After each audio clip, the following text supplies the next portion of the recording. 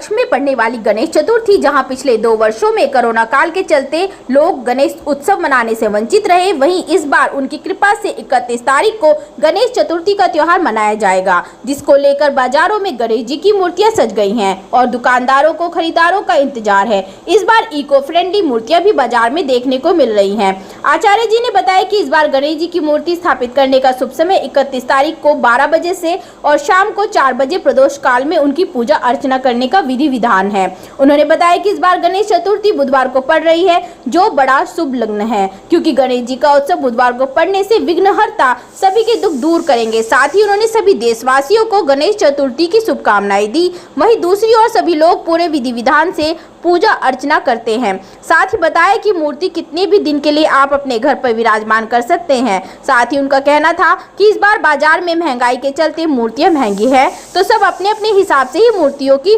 प्रतिष्ठा करें। जहाँ तक है आजकल लोग कोई 1 दिन के गणेश, कोई 2 दिन के गणेश, और वैसे जो क्रम है वो गणेश चतुर्थी से लेकर और अनंत चतुर्दशी तक जो है, अनंत चतुर्दशी तक भगवान गणेश को स्थापित करके उनका पूजन करना चाहिए और अनंत चतुर्दशी वाले दिन उनका विसर्जन होता है। तो अनंत चतुर्दशी वाले दिन का वैसे और भी बहुत बड़ा महात्म्य है, परंतु गणेश उत्सव के परिप्रेक्ष्य में उस दिन अनंत चतुर्दशी वाले दिन भगवान को, गणेश का उस दिन भी पूजन आदि करके, भगवान की आरती करके और हर्षोल्लास के साथ भगवान को सवारी पर बैठाकर और नृत्य गीत आदि गाते हुए भगवान को किसी नदी तट पे ले जाकर विसर्जन करना चाहिए। परंतु आजकल जो है मूर्तियां विक्षिप्त मिट्टी की बनने लग गई हैं, तो नदियां दूषित होती हैं और सरकार की तरफ से भी जो है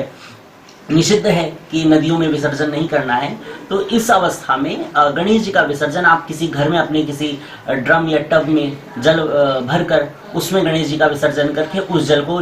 क्यारी और बगीचे में आप डाल सकते हैं। और इससे भी बड़ा आपको करना है तो किसी जो है भगवान गणेश को किसी जब विसर्जन उनका मंत्रों के द्वारा विसर्जन हो जाए, उसके बाद गणेश जी को ले जाकर आप कहीं 1 हाथ का गड्ढा खोदकर उसमें मूर्ति को आप दबा सकते हैं।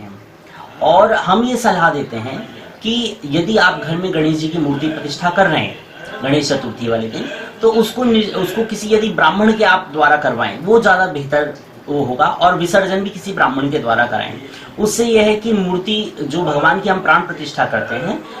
मंत्रों के द्वारा ही हम मूर्ति में प्राण प्रतिष्ठित करते हैं और मूर्ति के ही उसी मंत्रों के द्वारा ही हम मूर्ति से भगवान को गमन करने का प्रार्थना करते हैं। तो भगवान जब उस मूर्ति में अवस्थित होते हैं आके मंत्र प्राण प्रतिष्ठा के माध्यम से, तो भगवान मंत्रों के द्वारा ही उस मूर्ति का विसर्जन कर देते हैं। तो पुनः वह मूर्ति जो है मिट्टी की ही मूर्ति हो जाती है, उसमें भगवान का कोई अंश शेष नहीं रह जाता। तो यह एक माध्यम है कि हम ब्राह्मणों के द्वारा जब हम कोई क्रिया करवाते हैं, मंत्रों के द्वारा जब कोई क्रिया होती है, तो वो शुद्ध रूप से होती है, वो शुद्ध भक्ति में आती है। तो हमें प्रायः चाहिए यही कि हम ऐसे करें पूजन, और नहीं अगर संभव है तो अपने आप ही हाथ जोड़कर, भगवान तो भाव के भूखे हैं, भगवान के आगे हाथ जोड़कर भगवान से कामना करें अनंत चतुर्दशी वाले दिन कि हे प्रभु, हमने बड़े हर्षोल्लास के साथ आपको बुलाया, आप आए, आपने अपनी पूजा ग्रहण करी, आपने भाग ग्रहण करा, अब आप हम सब पे आशीष बनाए रखें, ऐसी हम आपसे कामना करते हैं। और हे प्रभु, आप जिन देवी देवताओं के सहित आए, आप अपने अपने स्थान को गमन करें और हमारे पुनः बुलाने पर आकर हमारे घर में पधार कर अपना भाग ग्रहण करें। इस कामना के साथ भगवान का विसर्जन करें और भगवान को प्रसन्न करें।